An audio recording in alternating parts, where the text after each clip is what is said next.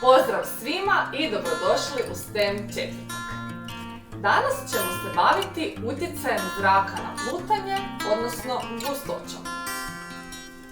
Za pokus su nam potrebne 2 posude s vodom i 2 mandarine, klementine, naranče, što god uspijete pronaći. Zrak je mješavina plinova koji tvore zemljinu atmosferu.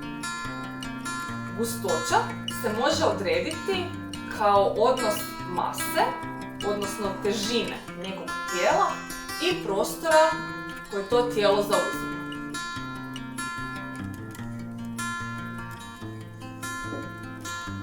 Što mislite? Hoće li ova klementina potonuti ili ostati plutati na vodi? Idemo provjeriti.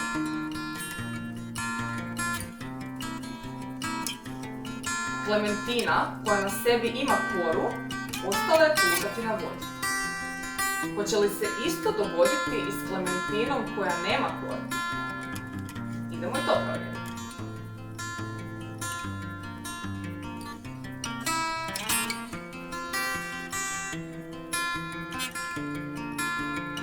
Klementina koja nema koru pala je na dno. U čemu je tajna? U kori. Kora sadrži jako puno mjehurića zraka. Također, zrak se nalazi između kore i same klementine. Što znači da je zrak taj koji utječe hoće li klementina plutati ili potonuti. Klementina koja pluta ima manju gustoću od gustoće vode. Ima koru, u sebi sadrži zrak i ima manju gustoću od gustoće vode.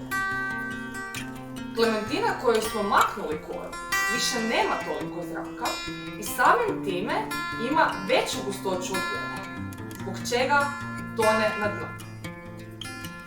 Pokušajte i vi ovaj pokus kod kuće i slobodno javite kako vam je uspjelo. Pozdrav!